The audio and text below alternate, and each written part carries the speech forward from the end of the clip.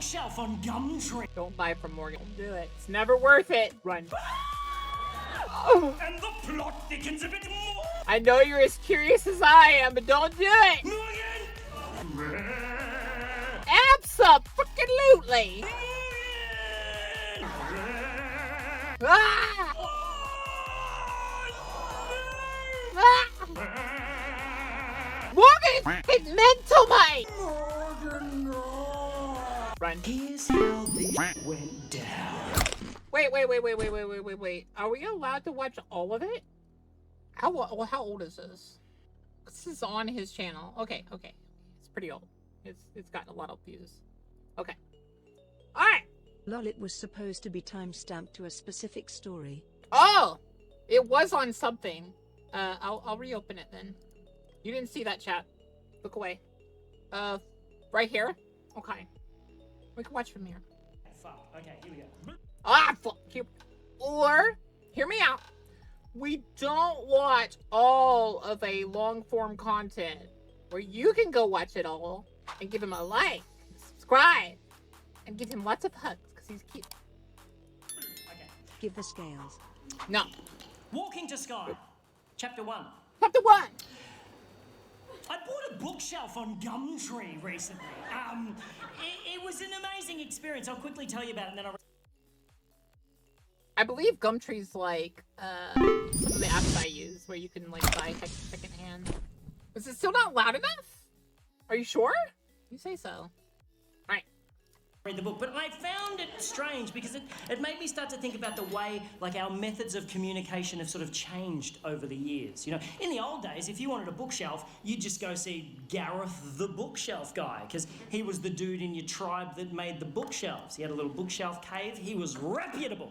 Now any mad bastard can sell their shit on Gumtree. Gumtree you know is what like I mean? Australia eBay, but it's more for local areas. Yeah, that's what I was thinking.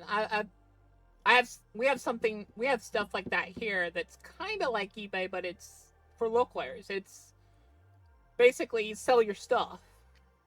Species, we're sort of able to... How's my day, Aiden? It's very good. How is your day? How is my YouTube chatters? And my Twitch chatters? My kobolds?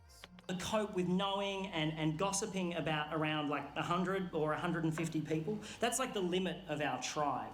Any more than that, it starts to get confusing, which is why we created abstract constructs like territories and deities to unite larger groups of people under an imaginary common factor. And it works a treat because we only really gather en masse on special occasions. But I think like social media and it's fucking all that up, you know? I don't think we're able to deal with the thousands of people we're connected to on a daily basis, and as a result, we neglect our immediate 150, you know? That's why You might know 10 people from work and not by name.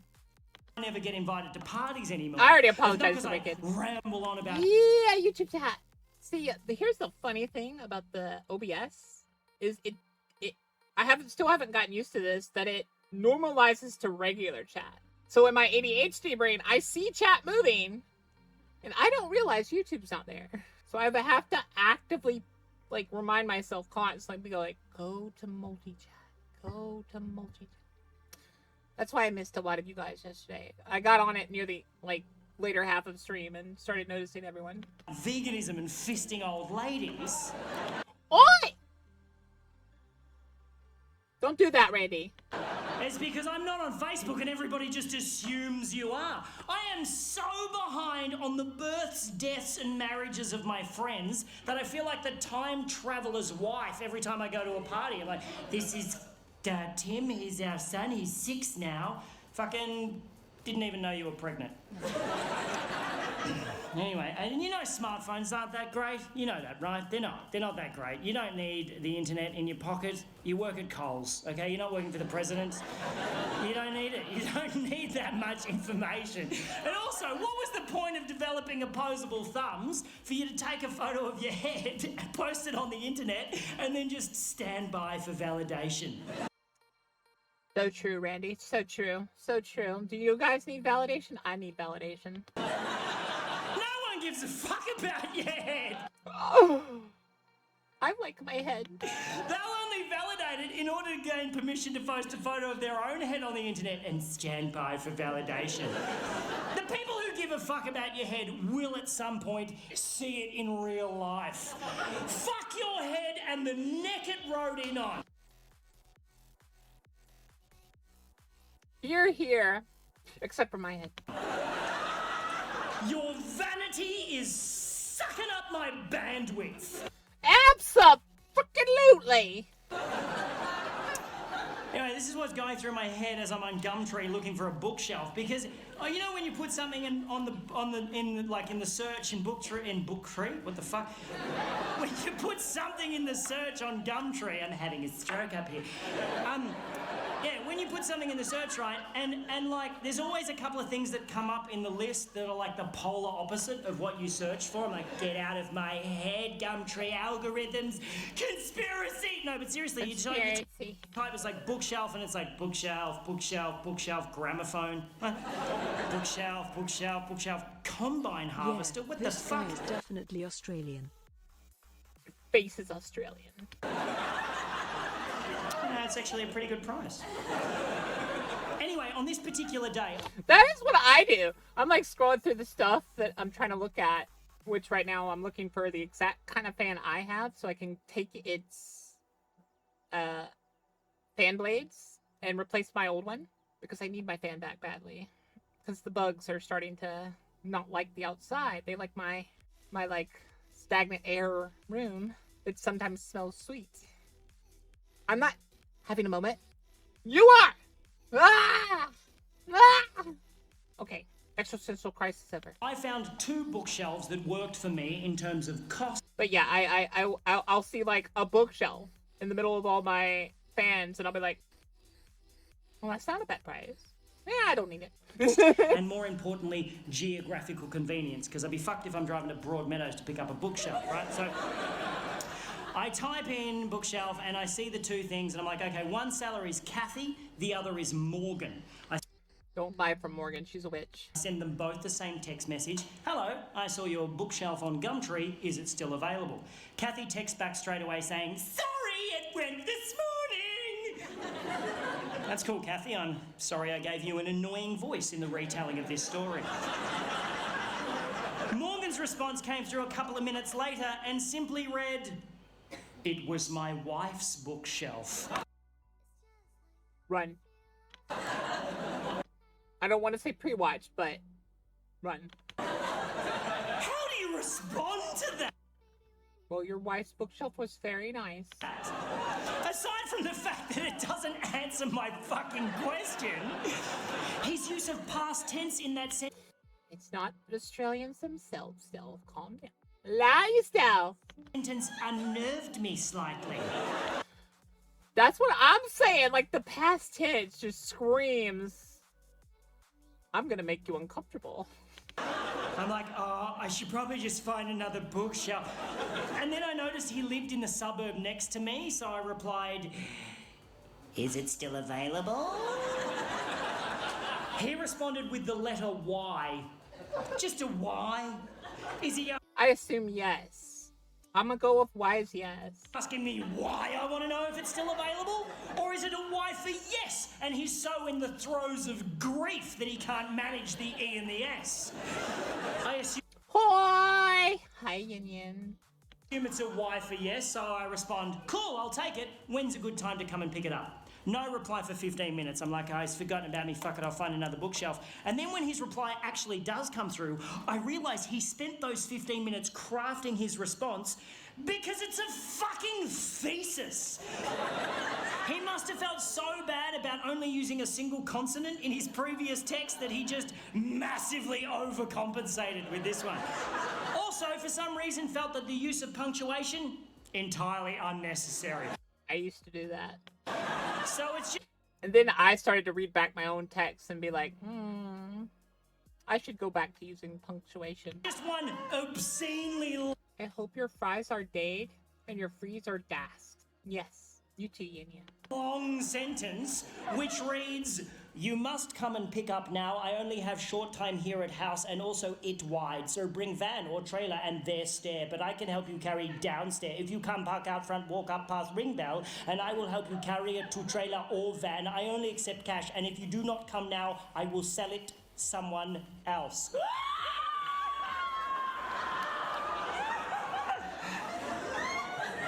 Again, I'm thinking, I should just find another bookshelf at this point. But now I am fascinated by Morgan, and I simply must meet the man. So Not gonna lie, I get that vibe. I would want to meet them too. I drive over to his house. Oh, before I left, I sent him a message saying, cool, I'll be there in 10 minutes. He replied, okay, but spelled it O-K-A-Y, which just fascinated me more that he'll use 4 letters to spell a 2-letter word, but only 1 letter to spell a 3-letter word. Morgan is off the fucking chain! Morgan is fucking mental, mate!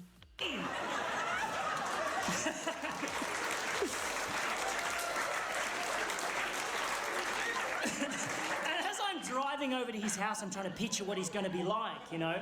His pidgin English might suggest ethnicity of some sort, but I don't want to racially profile him. As you shouldn't. Maybe he's an old man who recently lost his wife and is not that very good at texting. Or maybe, and I'm really hoping this is the case, Morgan is just batshit crazy. So I get to his house and I go up to the... I park out front, walk up past ring bell, and I brace myself for the door to be opened by, like, an old man in a smoking jacket, wearing fishnet stockings and suspenders, just... You're being a bit too descriptive. I don't think he's gonna look like that. Puffing on an opium pipe, while a butler just creepily polishes a goldfish in the background. And then a tiny pug dog wearing a fez hat just trots up the hallway, sits on the mat, looks up at me and says, "Welcome to our lovely room." I don't think that's gonna happen. And then the door opens and I am thoroughly disappointed. As you Before me should be. stands an average Caucasian male in his mid-30s, dressed casually, hipster chic, stubble, glasses with designer frames. Aww. He's a cutie. Expensive watch. I immediately think architect, but the house is too cheesy for that. It's like a double-story doll's house with bay windows. But definitely a designer of some kind, maybe a graphic designer. He's too skinny for manual labour. He's too hip for the public sector. But this can't be Morgan. Because Morgan's text messages would suggest that he's not that technically savvy.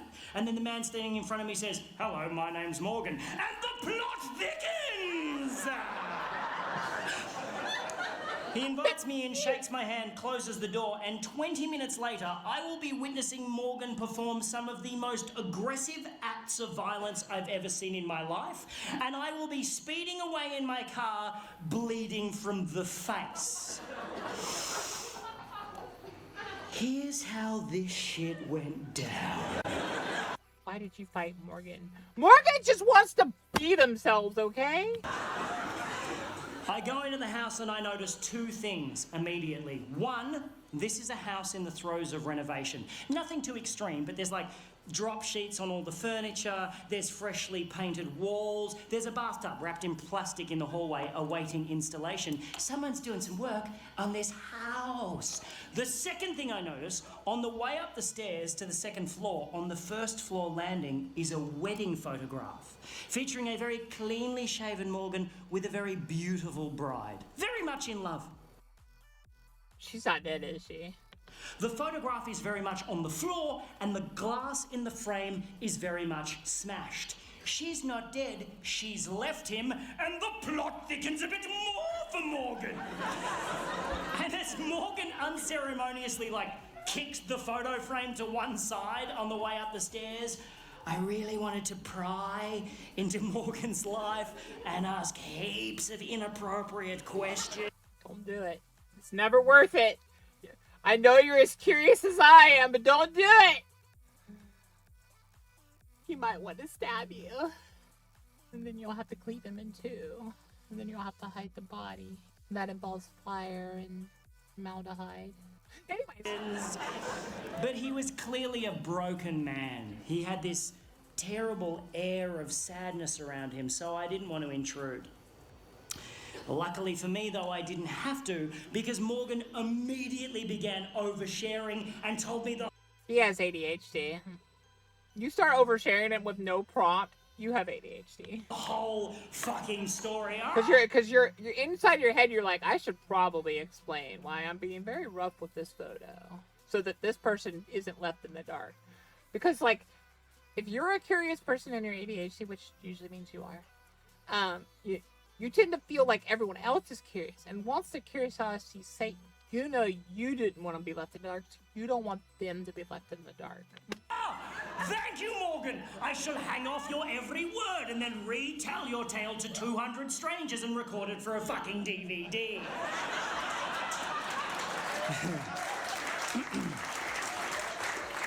He is a graphic designer, yes, and he's really good at it. He does like massive rebranding campaigns for large corporations. He gets flown all over the world doing this shit, right? About 4 years ago, a woman hired Morgan to rebrand her florist business, and he did such a great job, she married him. And he thought everything was just fine, until about 3 months ago. Morgan had to do a presentation in Sydney, right? But he was on his way home from overseas and he got stuck in Dubai due to a flight cancellation. So rather than cancel the meeting, Morgan suggested to these businessmen in Sydney that they do a Skype chat because he's so technologically savvy despite his fucking baffling text message style. So Morgan checks into a hotel, cracks open his laptop and starts Skyping with this room full of businessmen in Sydney who are all watching Morgan on a massive screen on their boardroom wall, right? And everything's going great. Morgan is totally nailing it until about halfway through, he realises that a file he wants to show these dudes is on the desktop of his home computer back in his home office in Melbourne. And he decides to live share the desktop of his home computer on the Skype chat. He knows how to do that. He can control his computer remotely from This man is smart. anywhere in the world. It's not particularly new technology, but Morgan makes it sound so impressive. So this room full of businessmen are all watching keenly like, oh, Margaret, bring in some biscuits. There's some newfangled shit going on in here. I like whoever that was. Whose voice was that? He sounds fun. As Morgan clicks a few buttons and brings up the desktop of his home computer on the Skype chat. Now, what Morgan doesn't realise is that his wife has been using the photo booth app on that particular computer to take pictures of herself. To take naked pictures of herself. To take naked pictures of herself doing some pretty fucked up shit. It's embarrassing to say the least. Just as Margaret came back in with the biscuits, I've got you the... Unfortunate. I have to buy. Have a good day, Koma. Now, those of you who are familiar with the photo booth app will know that how it works is it accesses the built-in camera in your computer and with a click of a button takes a photo of you when you're standing in front of the screen. And if you know that, you'll also know that if you leave that application open, the camera also stays open. Oh no. Witnessing... Please. Oh dear. I already see where this is going. Unfortunate. I may offer you this one-time disappearal of a person fee of brownie. Whatever may be happening in front of the computer in real time. Such as your wife, in your home office, fucking your best mate.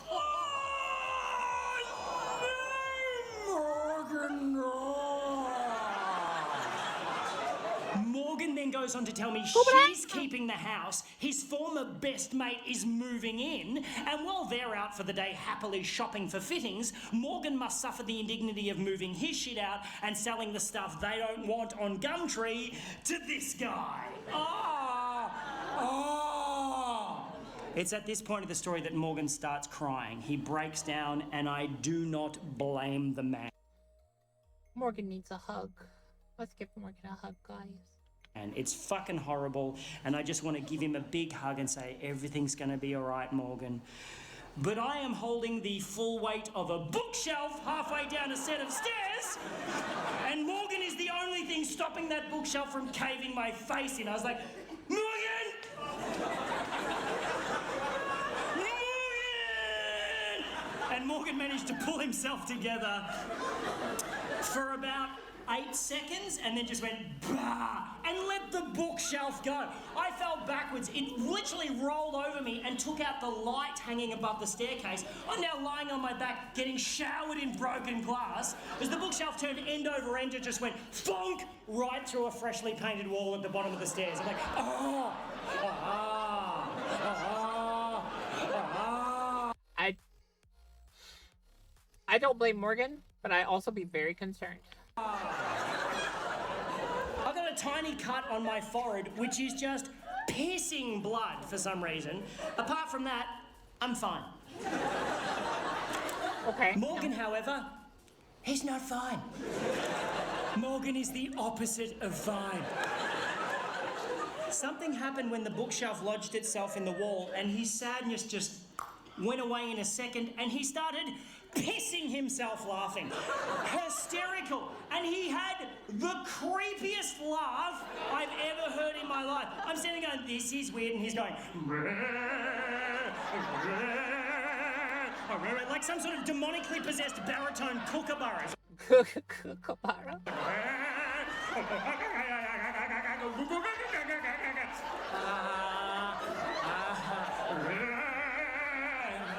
Can I still have the bookshelf? He's like, yeah. We extracted from the wall. The bookshelf, incidentally, showing no sign of having just rolled down a staircase and smashed through a wall. We carried it out to my car. We had to stop about 6 times because Morgan was like, hang on a minute.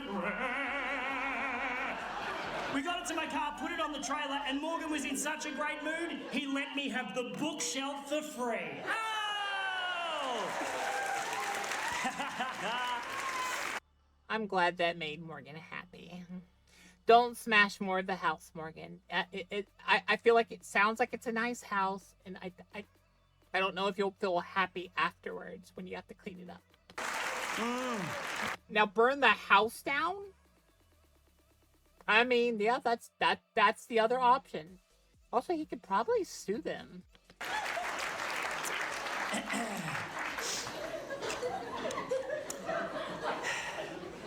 Oi! I don't know about that one, Yin.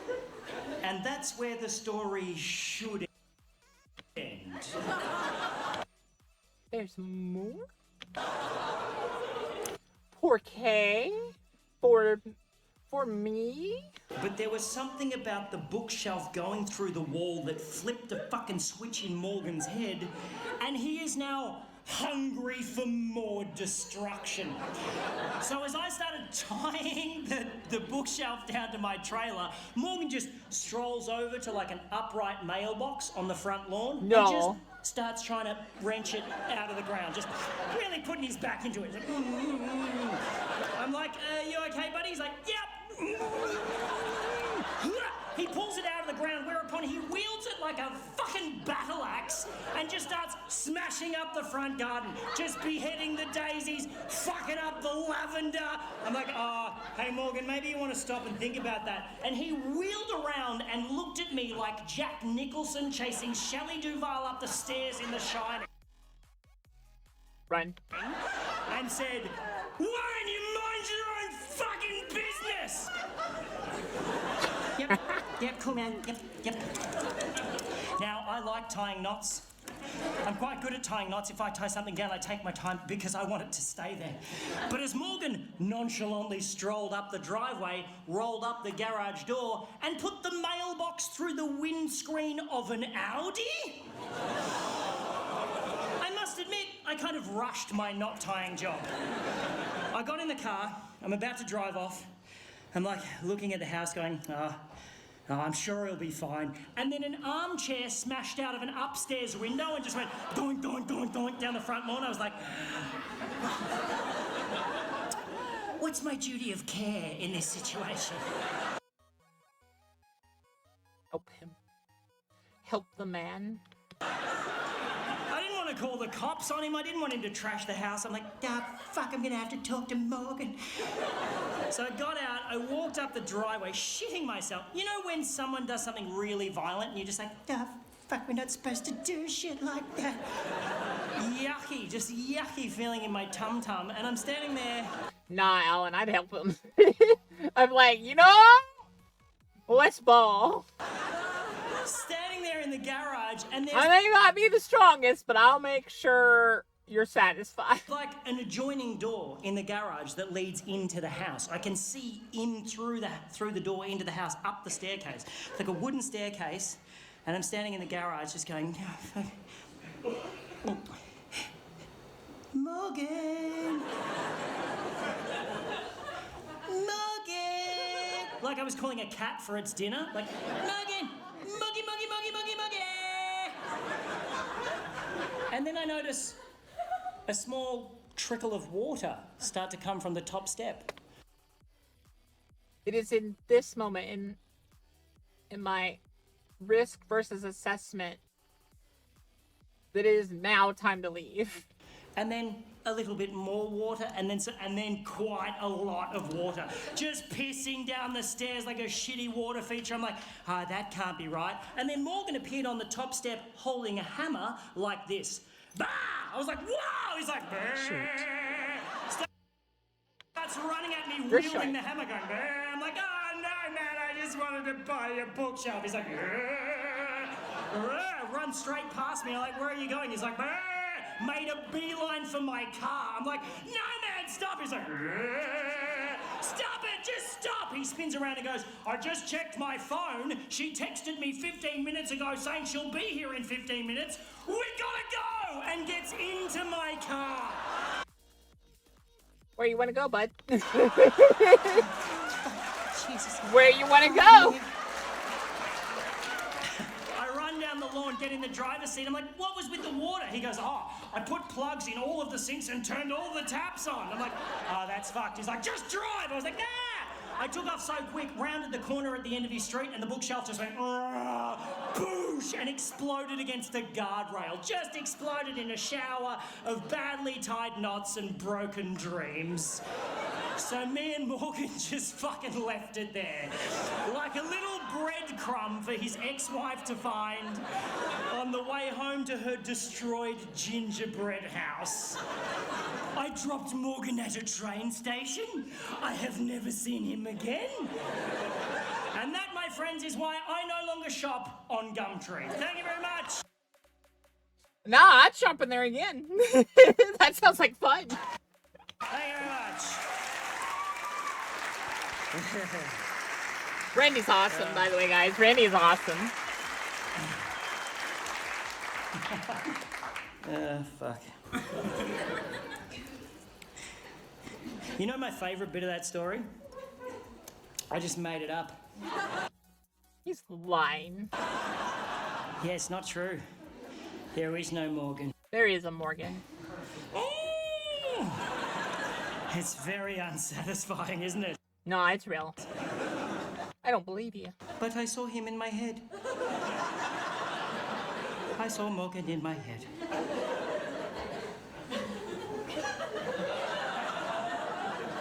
Why is it we can feel so robbed when someone tells us a story we just heard isn't true, and yet so satisfied at the end of a fictional novel? No. You know the other great thing about that story? First draft. Fuck you, Hemingway! Shots fired.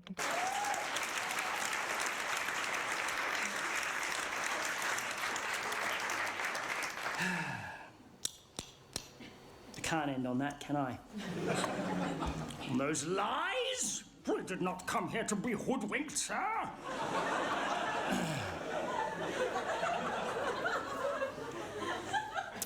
The truth, eh? The truth is, I'm not an exceptional person, you know? Nothing interesting really ever happens to me. I'm massively flawed, and I think I'm quite forgettable, if I'm being 100% honest. And this isn't the shit bit at the end of the show where I get on the cross. I'm like, love me on the way out the door. It's not that. It's just that I don't think, like, on a scale of 1 to memorable, I'm not that memorable. Not on, like, the Morgan sort of scale. Not on the Ernest Hemingway scale, certainly, you know. But if I tell a great story, maybe people will remember that instead. Remember the card trick and just pretend that they don't know how it's done, you know? But must we leave a legacy? Must we make an impact? Do we have to leave a footprint? Is it okay to just settle? Seek safety? Nest, you know? Leave my cave alone! I'm not like other dragons! I don't want to make a nest! Or must we constantly shake our lives up? Or suffer the indiscriminate cruelty of having it shaken against our will? Must we try to carve a path through the tall grass, feeling as though no one has ever felt how we feel? Terrified at what may be lurking low in the grass on either side of us, but just pressing ever onwards with that Paleolithic instinct deep within our chromosomes that the only way is forward, that you have to keep going, that eventually you'll stumble upon the edge of the field, hitch a ride from a passing car, and meet up with the rest of the gang for tea and sandwiches at the old town hall.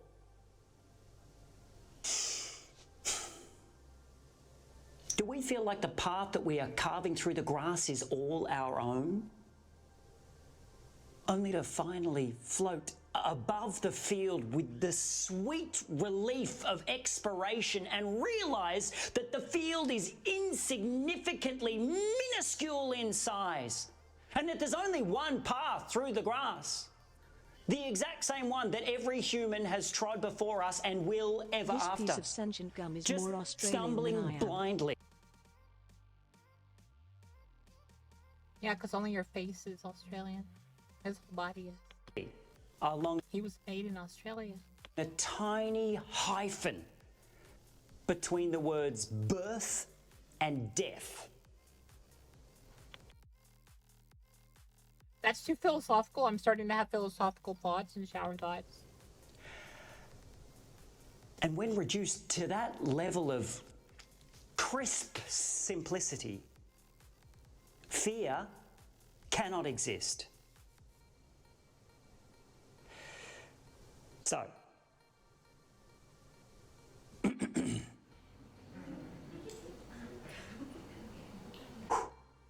Walking to Sky, Chapter 1.